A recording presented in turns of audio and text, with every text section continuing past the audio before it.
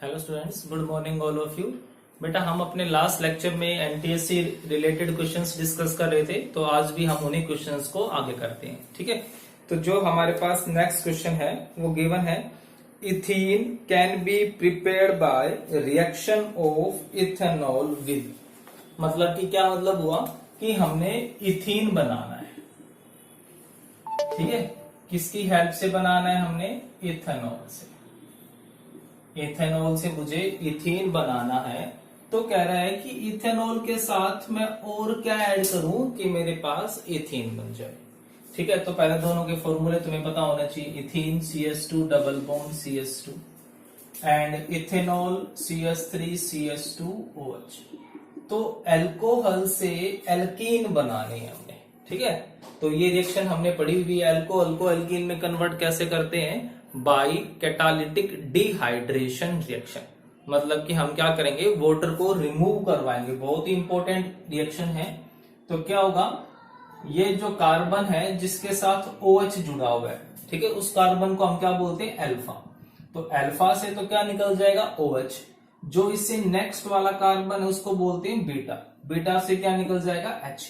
तो यहां से OH गया, यहां से H गया, बन गया ना ये CH2 double bond CH2। But ये सारा काम करवाएगा कौन? कंसंट्रेटेड H2SO4, है ना। इसको हम क्या बोलते हैं? Dehydrating agent.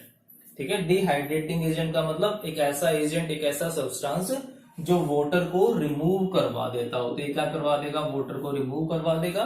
और हम टेम्परेचर क्या रखते हैं? 443 केल्विन। ठीक है, तो हमारा आंसर क्या हो जाएगा बेटा? Concentrated H2SO4। नेक्स्ट क्वेश्चन है हमारे पास, the structural formula of ethyl ethanoate. ठीक है, एग्जाम में पूछ लेते हैं कई बार ये इथाइल इथेनॉइड।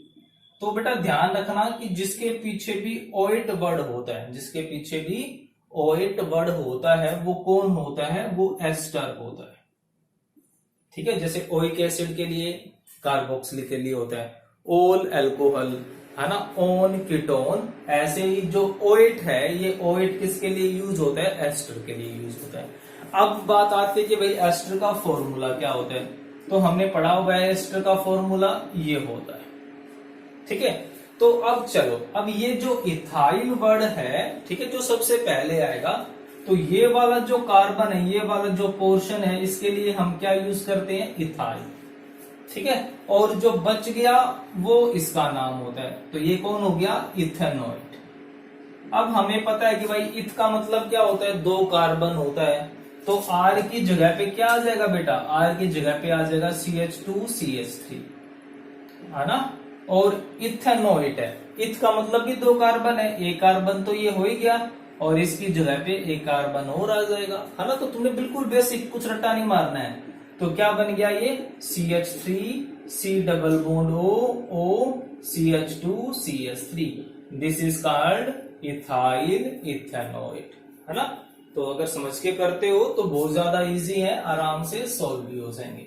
अब हमारे पास जो नेक्स्ट है वो देखो, जो नेक्स्ट क्वेश्चन है वो क्या कहता है कि in the reaction, reaction given है और हमें बतानी है कौन सी गैस ऑब्टेन होगी। CH3CONA and NaOH। अब ये रिएक्शन तुम्हें ध्यान होगी, कहा था कि ये इस रिएक्शन का नाम हमने क्या दिया था? Soda lime. Caustic soda and quick lime बहुत ही इंपॉर्टेंट रिएक्शन है, और इस रिएक्शन को बोलते क्या है? Decarboxylation reaction. ठीक है, तो यहां से क्या होता है बेटा? डीकार्बोक्सिलेशन का मतलब CO2 गैस रिमूव हो जाती है। तो यहां से क्या निकल जाएगा? Na2CO3 भाग प्लस कौन सी गैस आ गई? CH4। जो मीथेन गैस होगी वो मीथेन गैस यहां से ऑब्टेन हो जाएगी। ठीक है, डीकार्बोक्सिलेशन। ठीक है, ये यहां से बाहर होगा और CH3 और एक ये H क्या बन जाएंगे? CH4। और मीथेन क्या होती है? गैस होती है, तो हमें मीथेन गैस मिल जाएगी। ठीक है, बहुत ही मोस्ट इंपॉर्टेंट रिएक्शन है, इसको आप जरूर ध्यान रखना। ठीक है, स्पेशली कंपटीशन एग्जाम के लिए। फिर नेक्स्ट क्वेश्चन है, When the stopper of a bottle containing colorless liquid, कोई बोतल है उसके अंदर कोई लिक्विड है कलरलेस है, जैसे उसके स्टॉपर को हम ओपन कर देते हैं, मतलब कि उसके ऊपर जो भी कैप लगी हुई है वो हटा देते हैं, तो कहते हैं उसके अंदर से एक स्मेल आती है विनेगर जैसी। तो पूछ रहा है कि उसके अंदर कौन सा लिक्विड होगा, तो उसकी जो स्मेल होती है वो स्मेल कैसी होती है, विनेगर। अब विनेगर की स्मेल किसकी होती है, विनेगर की जैसी, एसिड के ना, एसिटिक एसिड या इथेनोइक एसिड कह सकते हो। तो इसका मतलब उसके अंदर जो लिक्विड था वो कौन सा था, इथेनोइक एसिड। तो ध्यान रखना कि विनेगर की जो स्मेल होती है वो किसकी वजह से होती है, एसिटिक एसिड की वजह से। ठीक है, तो ये हो जाएगा हमारा। नेक्स्ट है C2H4 react with hydrogen. C2H4 react with hydrogen in presence of निकल। C2H4 रिएक्शन करेगा हाइड्रोजन के साथ इन द प्रेजेंस ऑफ निकल। तो प्रोडक्ट क्या बनेगा, हमारा जो प्रोडक्ट आएगा वो क्या होगा। तो सबसे पहला काम तो ये है कि तुम रिएक्शन को आइडेंटिफाई करो कि रिएक्शन कौन सी है। C2H4 एल्केन है, एल्कीन है कि एल्काइन है, कौन है ये, CnH2n होता है ना, फॉर्मूले लगाओ यहाँ पे CnH2n, और ये फॉर्मूला किसका होता है, एल्कीन का। एल्कीन मतलब अनसैचुरेटेड है, अनसैचुरेटेड में हम हाइड्रोजन जोड़ रहे हैं, तो एडिशन ऑफ हाइड्रोजन क्या कहलाता है, हाइड्रोजिनेशन। तो क्या होगा, जब इसमें हाइड्रोजन जुड़ जाएगा तो क्या बन जाएगा बेटा, ये C2H6 आंसर आ जाएगा। और इस रिएक्शन को बोलेंगे हाइड्रोजिनेशन। और इस हाइड्रोजिनेशन का मेन यूज किसमें होता था, वेजिटेबल ऑयल्स को वेजिटेबल घी में कन्वर्ट करने के लिए। ठीक है, फिर नेक्स्ट है हमारे पास कंप्लीट द फॉलोइंग रिएक्शन। ठीक है, हमें रिएक्शन को कंप्लीट करना है। ऐसे क्वेश्चन भी एग्जाम में पूछे जाते हैं, तो तुम्हें रिएक्टेंट दे दिए जाते हैं, प्रोडक्ट पूछ लेते हैं, या उनमें से कोई एक प्रोडक्ट को मिस कर देते हैं।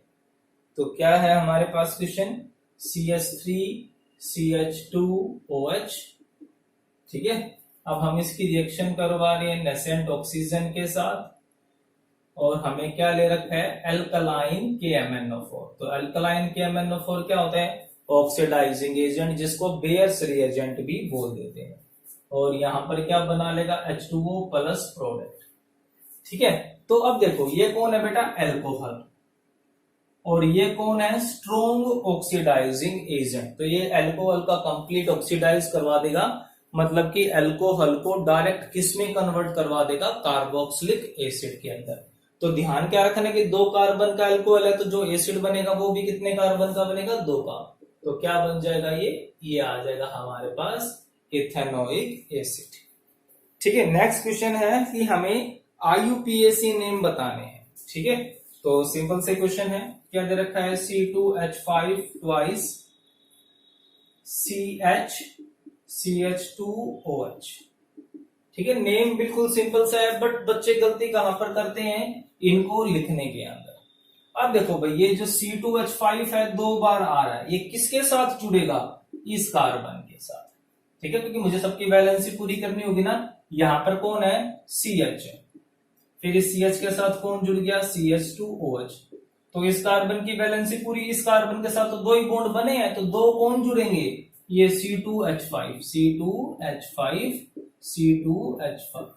अब आप इसको ओपन करके लिख सकते हो ना, C2H5 का मतलब क्या लिख सकता हूं मैं, C2H5 को CH3CH2, है ना। जो C2H5 है एक्चुअल में क्या है बेटा, ये CH3CH2 है, इथाइल है।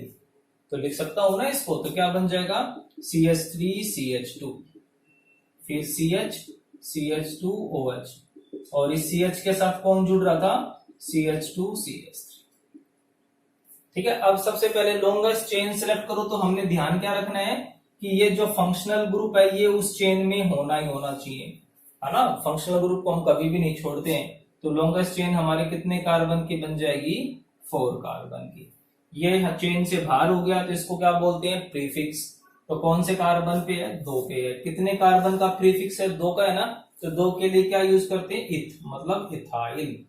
2 इथाइल, कितने कार्बन हो गए, वर्ड रूट 4। हर एक कार्बन में सिंगल बॉन्ड है तो एन, और OH के लिए, OH किसके लिए होता है, एल्कोहल, और एल्कोहल के लिए क्या यूज करते हैं हम, ओल, ब्यूटेन 1 ओल। इसकी एड्रेस देना पड़ेगा ना कि एल्कोहल कौन से कार्बन पे है। तो कौन से कार्बन पे हो गया, ये फर्स्ट कार्बन पे हो गया।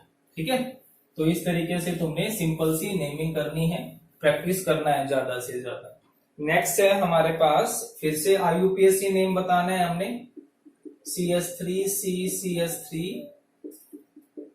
CS3 CH2 CHO। ठीक है, तो पहले तो देखो हमारे पास फंक्शनल ग्रुप कौन है, तो ये फंक्शनल ग्रुप कौन है, ये एल्डिहाइड है। तो फंक्शनल ग्रुप को कम से कम नंबर देते हैं, तो 1 2 3 4। तो जो लॉन्गेस्ट चेन बनेगी कितने कार्बन की बन गई, 4 कार्बन की। ठीक है, तो अब चेन से बाहर कौन है, ये दोनों, ये प्रीफिक्स हो गई, इसका नाम भी मिथाइल, इसका नाम भी मिथाइल, और दोनों का एड्रेस क्या हो गया, 3 हो गया, तो 3 3। ठीक है, डाई मिथाइल, इतना काम हो गया। अभी ये भी मिथाइल था, ये भी जब एक से ज्यादा बार रिपीट होता है तो हम क्या यूज करते हैं, डाई ट्राई जैसे वर्ड। तो दोनों का एड्रेस 3 3 था, तो 3 3 डाई मिथाइल। कितने कार्बन की चेन होगी, 4 की। तो ब्यूट, कार्बन कार्बन में सिंगल बॉन्ड है, और एल्डिहाइड के लिए क्या यूज करते हैं, एल, तो ब्यूटेनल। ठीक है, ब्यूटेन 1 अल लिख सकते हो या सिंपल ब्यूटेनल लिख सकते हो। अब नेक्स्ट आता है हमारे पास, उसमें भी IUPAC नेम ही बताना है। तो क्वेश्चन है हमारे पास CH2 डबल बॉन्ड C और CH3 ट्वाइस। तो फिर से वही काम करना है, हमने इसको ओपन करके लिखना है। ठीक है, हमें इसको ओपन करके लिखना है। तो सोचो कि क्या लिखोगे इसको, हम क्या लिखेंगे, CH2 हो गया डबल बॉन्ड C। अब ये जो CH3 है दोनों किसके साथ जुड़े हुए हैं बेटा, इस कार्बन के साथ। तो इस तरीके से आप लिखोगे, मतलब कि पूरा CH3 2 टाइम्स है। अब लॉन्गेस्ट चेन कैसे भी कर लो, 3 कार्बन की बनेगी, हमें डबल बॉन्डेड कार्बन जरूर लेना है। तो नंबर 1 डबल बॉन्डेड कार्बन को कम से कम नंबर दूंगा 1 2 3। तो ये चेन से बाहर हो गया, इसका नाम क्या हो जाएगा, मिथाइल, तो 2 मिथाइल। कितने कार्बन की चेन होगी, 3 3 के लिए प्रोप। अब डबल बॉन्ड के लिए क्या आएगा, इन, है ना, और एड्रेस क्या हो गया 1, तो प्रोप 1 इन। ठीक है, ये हो जाएंगे। तो IUPAC नेमिंग कंपटीशन एग्जाम्स के लिए इंपॉर्टेंट है, और हायर क्लासेस में भी आती है, तो आपने सीखनी पड़ेगी। नेक्स्ट आता है हमारे पास जो क्वेश्चन बेटा, in the presence of concentrated sulphuric acid acetic acid react with ethyl alcohol. तो क्या कह रहे हैं कि हमारे पास कौन कौन है, एसिटिक एसिड का मतलब CH3COH है, प्लस इथाइल अल्कोहल है। ठीक है, अल्कोहल हो गया, कार्बोक्सिलिक एसिड हो गया, और हम इसकी रिएक्शन किसकी प्रेजेंस में करवा रहे हैं, कंसंट्रेटेड H2SO4। तो alcohol acid in presence of sulphuric acid, कौन सी रिएक्शन होती है, ये एस्टरिफिकेशन है ना। यहां से H निकल जाएगा, यहां से OH, और क्या बन जाएगा, एस्टर बन जाएगा। तो ये हमारा आंसर हो गया। ठीक है, तो इतने क्वेश्चन करने हैं तुमने, बाकी क्वेश्चन हम अपने नेक्स्ट वीडियो में डिस्कस करेंगे। तब तक आप अपने अच्छे से पढ़ते रहो। Okay, thank you.